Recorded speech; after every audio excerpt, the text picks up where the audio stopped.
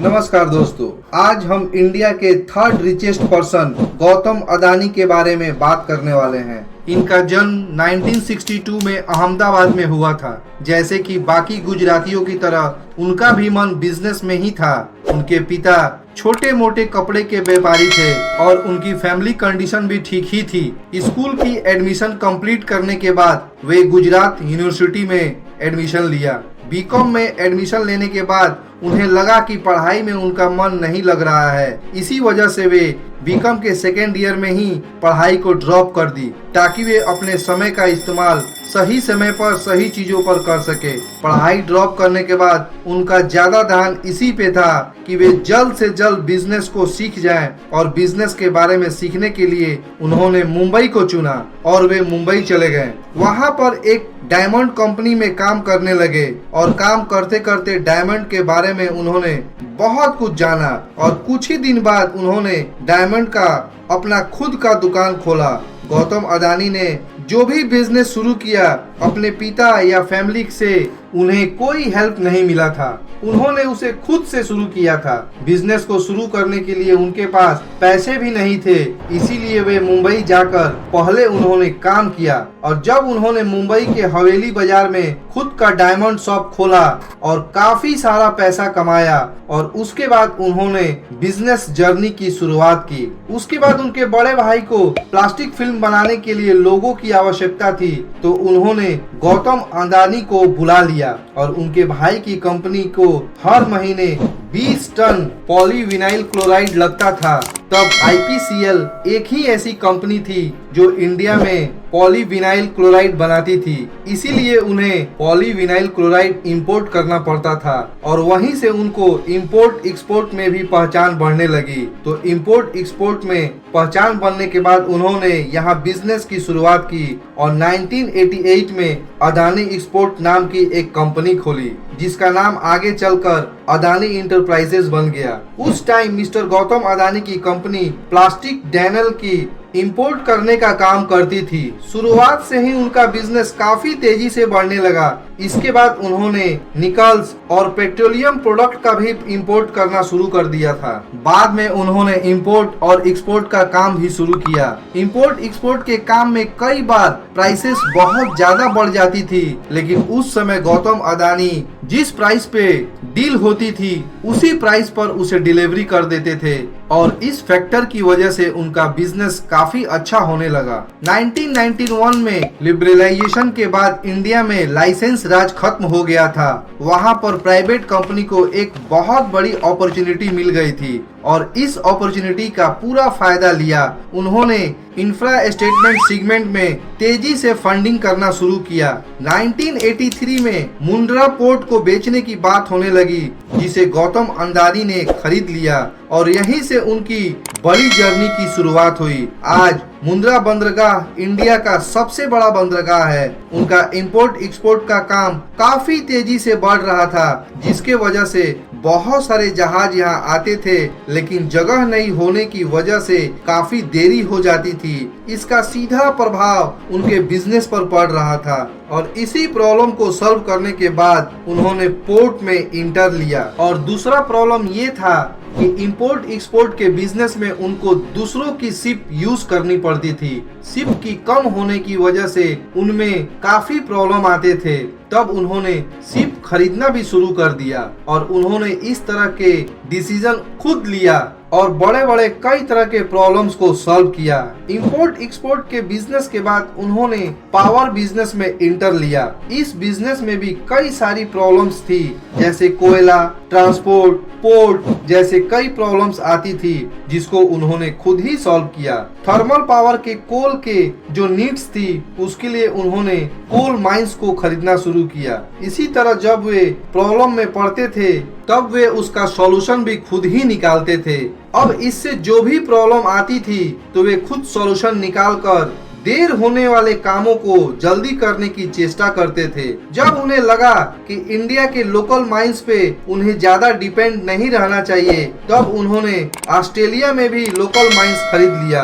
गौतम अदानी अपने बिजनेस में ज्यादा किसी के ऊपर डिपेंड्स नहीं रहते थे और वर्टिकल इंटीग्रेशन करते करते उन्होंने बहुत सारी कंपनी की शुरुआत की और अदानी ग्रुप एक बहुत बड़ी कंपनी बन चुकी थी। उनके 6 company Adani ports and says limited, Adani power, Adani enterprises, Adani transmission, Adani green energy और अदानी गैस, ये सारी कंपनी स्टॉक एक्सचेंज में इनलिस्टेड है। उनकी ढेर सारी अनलिस्टेड कंपनी भी है जैसे कि अदानी विल्मर। यहाँ से अदानी ग्रुप के ढेर सारे प्लान हैं। साल 2020 से मेगावाट जनरेशन की प्लानिंग कर रहे हैं। वे कई सारे स्टेट्स में पोर्ट के नंबर भी बढ़ा रहे हैं। साथ ही उन्होंने रियल एस्टेट में भी इंटर किया है और वे खुद बहुत बड़ी टाउनशिप बना रहे हैं। हाल ही में और डाटा सेंटर में भी इंटर किया है। पिछले साल गवर्नमेंट ने 6 एयरपोर्ट मैनेज करने के लिए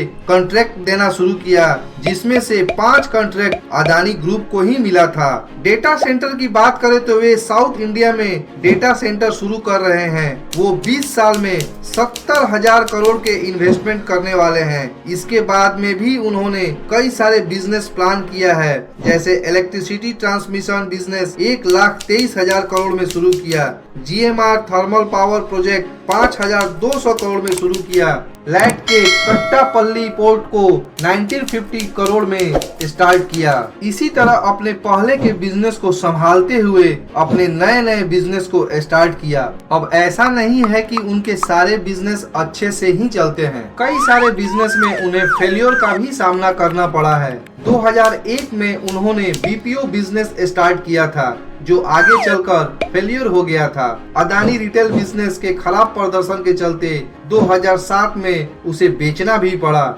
जिस तरह से अदानी ने अपने बिजनेस की शुरुआत की थी, उन्हें बहुत सारे पैसे की जरूरत पड़ती थी। तब वे अपने इंटरनल कैपिटल जो अपने प्रॉफिट से लाते थे और दूसरा है एक्सटर्नल कैपिटल, जो कि कंपनी अपने शेयर बेच के या लोन लेकर के लाती थी। लेकिन अदानी ग्रुप की बात करें तो उनके ज्यादा डेब्ट पर ही थे, मतलब ज्यादा लोन पर ही थे। 2012 में उनकी कंपनी 69,201 करोड़ लोन पर थी। फाइनली 2019 में 1,28,000 करोड़ हो गई थी। इसी वजह से अदानी ग्रुप ज्यादा लोन पर ही डिपेंडेंट थी। उनकी कई सारी कंपनी जैसे अदानी पावर, अदानी ग्रीन, इनके डेब्ट तो इक्विटी रेशियो के 5% से ज्यादा है। बैंक से ज्यादा अदानी ग्रुप के जितने शेयर इंटरनल हैं, उनके प्रमोटर के 60% शेयर बैंक के पास ही गिरवी हैं। तो अब तो आप ये समझ ही गए होंगे कि मिस्टर गौतम अदानी के बिजनेस मॉडल काफी रिस्की है। अदानी ग्रुप के जो रेवेन्यू और प्रॉफिट है वो उतने खास नहीं है जो कि सपोर्ट कर पाए, और वो मानते हैं कि उनके नए बिजनेस से जल्दी ही प्रॉफिट आना शुरू हो जाएगा। मिस्टर गौतम अदानी को बहुत ज्यादा पॉलिटिकल सपोर्ट मिलते हैं। साल 2014 के इलेक्शन में बहुत सारे प्रॉब्लम आए थे, जिसमें उनके ऊपर ये आरोप लगे थे कि वे मिस्टर नरेंद्र मोदी को सपोर्ट करते हैं। कई बार ये बात भी सामने आई है कि बीजेपी अपने कैंपेनिंग के लिए जो चार्टर्ड प्लेन यूज करती है वो अदानी ग्रुप के ही हैं। इसके लिए गौतम अदानी को ये बोलते हुए भी देखा गया है कि बीजेपी ने इस चार्टर्ड प्लेन के लिए मार्केट प्राइस के अनुसार पैसे दिए हैं। लेकिन अदानी ग्रुप के ऐसे बहुत सारे बिजनेस हैं जिसमें पॉलिटिकल रिलेशन रहना भी जरूरी है। अदानी ग्रुप पर यह भी आरोप लगा है कि गुजरात गवर्नमेंट ने उन्हें बहुत सारी जमीन मार्केट से कम प्राइस में दी है। साथ ही गवर्नमेंट के सपोर्ट से कई सारी इलीगल माइनिंग भी करते हैं। एक सुप्रीम कोर्ट के रिटायर्ड जज ने तो ये भी आरोप लगाया था कि अदानी ग्रुप के कर्नाटका में इलीगल माइनिंग कर रही है। लेकिन बात अगर उनके पॉलिटिकल कनेक्शन की है तो सभी जानते हैं कि उनके संबंध सभी से अच्छे हैं। लेकिन ये कहना बिल्कुल गलत है कि अदानी ग्रुप पूरे पॉलिटिकल सपोर्ट पर खड़ा है। मतलब बीजेपी गवर्नमेंट के आने से पहले भी अदानी ग्रुप बहुत तेजी से बढ़ रहा था। एक्चुअली में जब से वे बिजनेस को शुरू किया तभी से ही उनका बिजनेस बहुत अच्छा चल रहा है। मिस्टर गौतम अदानी के अंदर वो बात है जो उनको आज इस मंजिल पर ले आई है। आज अदानी ग्रुप इंडिया का सबसे बड़ा लोकल ऑपरेटर है। इसी के साथ पोर्ट का इंपोर्ट एक्सपोर्टर भी है। साथ ही सबसे बड़ा थर्मल पावर प्रोडक्ट भी करता है। आज उनके नेटवर्क 15.7 बिलियन डॉलर है, मतलब 1,14,000 करोड़। इसी वजह से मिस्टर गौतम अदानी इंडिया के थर्ड रिचेस्ट पर्सन है। कुछ साल पहले अदानी फाउंडेशन को स्टार्ट भी किया था, जिसमें Adani group 5% profit Adani foundation को देती है, जिसके जरिए वो अलग अलग जैसे एजुकेशनल, हेल्थ पर खर्च करते हैं। जैसे वो अहमदाबाद में अदानी विद्या मंदिर चलाते हैं, वहाँ पर उन्हीं बच्चों का एडमिशन मिलता है जिनके पेरेंट्स की सालाना इनकम 1 लाख से कम होती है। वे कहते हैं कि हर जमाने के अलग अलग प्रॉब्लम होते हैं और अलग अलग अपॉर्चुनिटी भी होती है। मिस्टर धीरू भाई अंबानी ने उस जमाने में भी अपने प्रॉब्लम को सॉल्व करके आगे बढ़े थे। आज के इस जमाने में भी बहुत सारे प्रॉब्लम और अपॉर्चुनिटी मिलती है। इससे भी प्रॉब्लम्स को सॉल्व करके अपॉर्चुनिटी के ग्रैब करने होंगे। मिस्टर अदानी बहुत ही ठंडे दिमाग से काम लेते हैं। जब 26/11 का हमला हुआ था तो वे ताज होटल में ही थे। पहले वे सभी लोगों को जाने दिया, फिर वे खुद निकले।